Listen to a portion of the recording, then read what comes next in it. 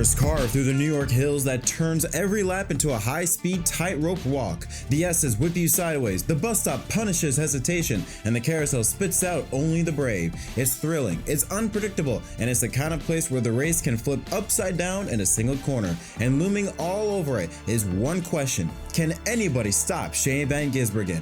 SVG has been nothing short of a god on road courses, precise, ruthless, and untouchable when the track starts twisting. Every time the field shows up thinking they've closed the gap, he finds another gear, another line, and another way to make the impossible look routine. But Watkins Glen has a way of humbling even the greats. It's fast, it's wild, it's unforgiving, and if there's anywhere where the domination could crack, it's here.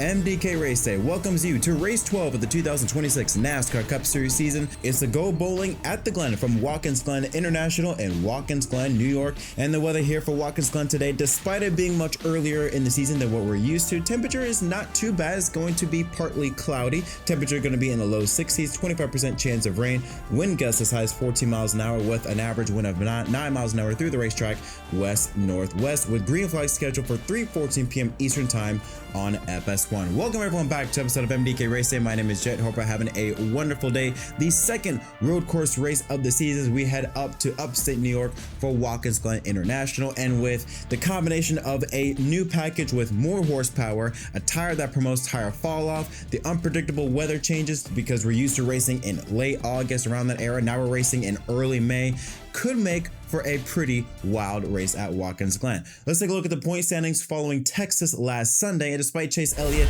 getting his second win of the season, he still remains third in the point standings, with Denny Hamlin and points leader Tyler Reddick still ahead of him in first and second respectively. Blaney falls to fourth, -155. Buescher and Hocevar each up 2 positions, while Ty Gibbs down 1 position in 7th. 8th is Kyle Larson. 9th is Keselowski, with Byron, Wallace, and Priest each gaining a spot due to Christopher Bell crashing while leading as a result of the spin in front of him by Todd Gillen. He falls 4 positions to now 13th in the standings. Suarez remains in 14th, while Cindric and Briscoe each move up a spot to 15th and 16th, with Joey Logano once again falling outside of the chase, 7 points below the cut line in 17th. Chastain and SVG 18th and 19th, Allmendinger in 20th, Zane Smith 21st, Eric Jones up 4 spots, the biggest mover in 22nd, and Michael McDowell sits in the 23rd position. Busch, official beer of NASCAR and proud sponsor of the Busch Light Polo Award, given to the fastest driver at each NASCAR Cup Series event. Busch Light congratulates Shane Van Gisbergen for his 5th career Cup Series pole in his 62nd career start.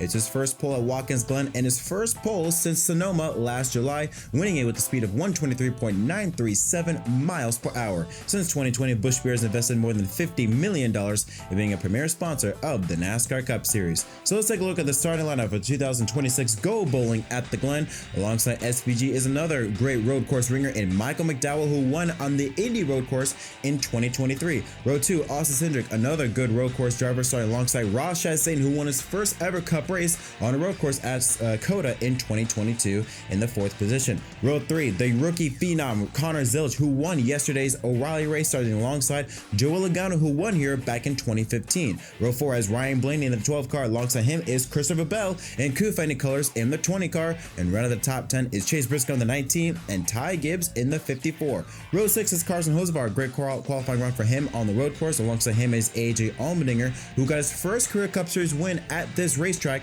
in 2014. Row 7 has William Byron, who won here back in 2023, alongside Chris Buescher, who won in 2024 after moving SVG to get the win on the final lap at the bus stop. Row 8 has Tyler Reddick, who has won on the road courses numerous times at the Indy road course, Road America, and at COTA twice, alongside Daniel Suarez in the 7th ride. Row 9 has John Nemechek and Bubba Wallace in the 23, with Cole Custer and Denny Hamlin, who won here back in 2016. Row 11 has Kyle Busch, 2-time Watkins Glen winner in 2008 and 2013, alongside Todd Gillen in the 34 ride. Row 12 has Kyle Larson, who won here back in 2022, alongside Eric Jones in the 43 ride. Row 13 has Austin Dillon in the 3 and Brad Keselowski in the 6. Row 14, Chase Elliott, 2-time Watkins Glen winner, alongside Alex Bowman, his teammate in the 48 ride, with Ricky Santos Jr. and Ryan Priest rounding out the top 30. Row 16, Ty Dillon alongside Riley Herbst, Zane Smith, and Josh Berry, Noah Gragson and Cody Ware, and rounding out the 38 car lineup is Josh Bilicki and Catherine Legg, making his first Cup Series start in the 78 Chevrolet.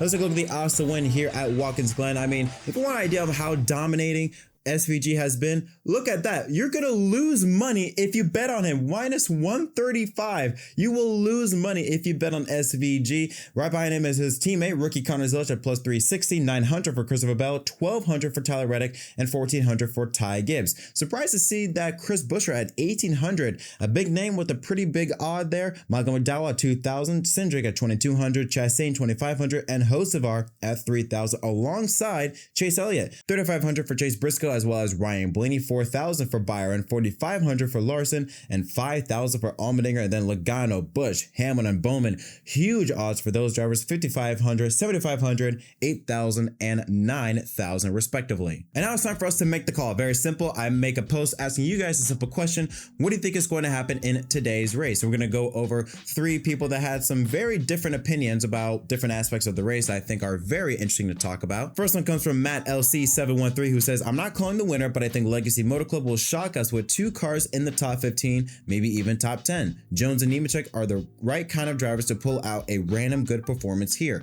This race, and we're going to discuss this later on, based on what we've seen with tires, tire management is going to be extremely important. I feel like this is going to be a very chaotic race at Watkins Glen, where just make your tires last and stay on the racetrack. Usually when it comes to things like that, you do expect a wild appearance from a Legacy Motor Club driver or maybe a front row driver. So definitely can see John Nemechek and Eric Jones. Nemechek has had a pretty good record on the road courses, at least on the lower divisions. So I would definitely not be surprised if one of those drivers has a good run here today. AMP88 Go Dale says SVG versus Zilisch at Watkins Glen. Take my money already, NASCAR, but I hate this race being so early in the season. I keep thinking the chase is around the corner.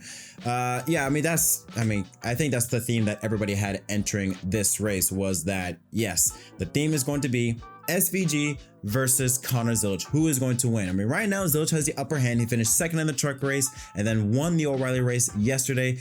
Although the only reason why SVG didn't win was because he had contact with Zilisch on pit road, so that's, throws a little wrench into things. But that's definitely going to be the main theme.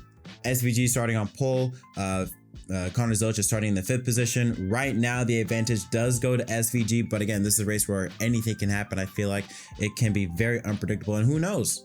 Crazy things have happened. I mean, we all thought SVG was going to dominate, I believe, the 2024 Chicago race, and he got taken out in a crash. So weird things have happened. And I'm with you. I do not like this race being held up in early May. I'm so glad in 2027 we're moving back to its original spot, and this time in the chase. Finally, Lars DVD time, where YouTube says a pileup will happen when one of the cars bounce off one of the tire barriers and into the pack, whether it is in turn 1 or in the second one. I think it's in the carousel. I believe it will happen. Yeah, so the carousel coming out for turn number 5, that's where that NASCAR made a makeshift wall. Turn 1's where they had those tire barriers. We saw it in the truck race on Friday with Lane Riggs, and I want to say Chris Wright, I believe a couple other trucks, where they just drove in way too hard, got up the track, bam, pile drove into those tire barriers.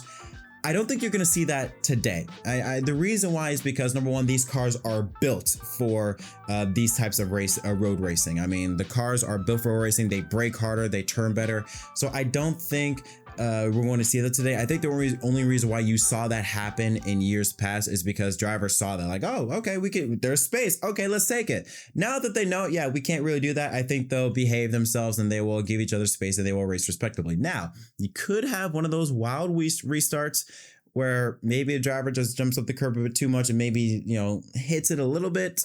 But I don't know. I don't think we're going to see much action in turn 1 or in turn 5, just because I think the cars are handled better. The drivers are more professional about it. They're going to race each other more cleanly. I think we'll be fine. But yes, let's get into the storylines for this race. Now, stage 1, 20 laps, stage 2, 30 laps, and then 50 lap run to the finish in stage 3 for 100 laps. So 10 laps more than usually what we race at Watkins Glen. But no, yeah, absolutely. The big question is going to be the tires. How are they going to fall off? How are they going to react in this race? Now, today's weather is a bit warmer than yesterday. Yesterday was pretty cloudy in the low to mid 50s. Now it's in the low 60s. So temperature is going to be a little bit slicker on the track. Cars are not going to have as much grip as they had yesterday, but we saw in practice after about 10 or so laps, everybody complained, just lining up. Tires are awful. This is awful. This is bad, which is music to our ears as race fans. We want to if you want to know what a good race looks like or could look like, basically you want every driver to be like, this car sucks. It's, you know, tires are bad, this and that, this and this, because they're going to be slipping and sliding around. We saw a lot of rubber being laid out, especially in the S's. A lot of drivers just, you know, tail wagging it through the S's, just edging it, getting loose and things like that. We saw Kyle Larson lose it a little bit, Connor Zilic, a lot of drivers just whipping the race car around, which is very fun to watch. It could make for a very exciting race today, because it mainly going to be the main question is who's going to make their tires last, who's going to make them last long, because it looks like with the combination of a tire that already is to promote tire fall off and degradation, all that stuff, combine that with higher horsepower. So because for the first time this year, we're running at 750 on this next gen car at Watkins Glen. Before we always ran 670. So compile that, everything, I think you're going to see a much bigger fall off in terms of tire wear. Tire management is going to be extremely important. And the best driver at that is Shane Van Gisbergen, and he will be the main theme. I mean, he was the fastest in 5, 10, 15, and 20 lap average, although there are some other contenders. You look at Christopher Bell in the 20 car, he also ran pretty well in practice. Connor Zilic in the 8. You look at Chris Buescher. I would really look, if you want to look at who is good, do not look at who qualified where. Qualifying, in my opinion, because we only saw drivers, 2 laps is all you could get out of those tires, and that's it, you're cooked. So because of that, you can't really judge so much on qualifying unless it's SVG or Connor Zilic. Other than that, you can't really rely on qualifying too much. But definitely have to look at maybe some other potentials, like some sleepers. Like, I wouldn't call Michael McDowell a sleeper, but when you look at road course ringers, SVG, Connor Zilic is the first to come to mind. Hell, even Chris Buescher I would consider before Michael McDowell. But definitely look at Michael McDowell starting in second position. Was not too shabby in practice. You got to look at Tyler Reddick. Look at even Ryan Blaney, I would even argue to an extent. Regardless, this is the race while I do think SVG will be the one to watch. There could be some surprises scattered throughout the field depending on how the tire management and how well other drivers play the strategy here today. Now, let's take a look at our fantasy league lineup. Yeah, I've been just kind of there.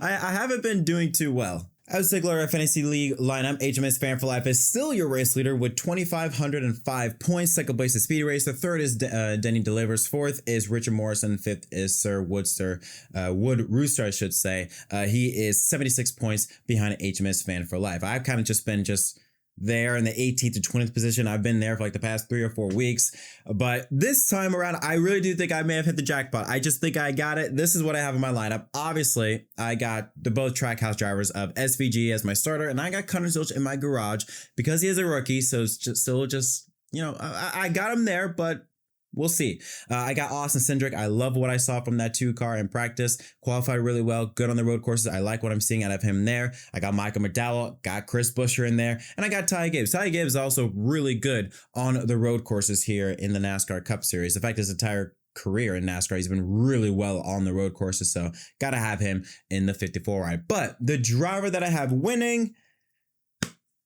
I mean, is it a question?